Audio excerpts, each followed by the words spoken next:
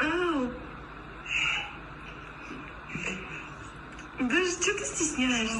Мінекей тағы да. Жақында ғана әйгілі Айка тізімінде жарқ еткен Қайрат Нұртастың аты енді тағы да шудың астында қалды.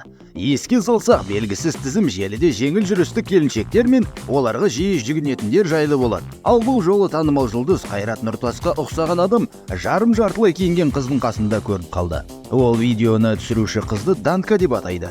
Бұл келіншектің видеоға неге ашық-шашық түсіп жатқаны белгісіз, бірақ та бұл қылығы ерсі көрінетінін байқамаған болуы керек.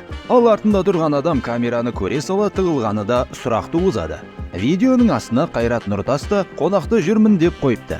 Соған қарағанда бұл шынымен де Қайрат деп ойлауымызға себеп бар сияқты.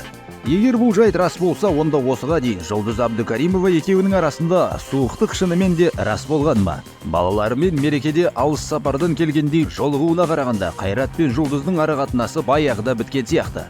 Ал егер ол әлі үзілмесе, онда Айка тізімі салуы мүмкін. Кірбің бұл жолы үлкен бір жанжалға әкелмей қоймауы мүмкін емес. Қалай болса да Қайрат Нұртас ел аузынан кеткісі жоқ.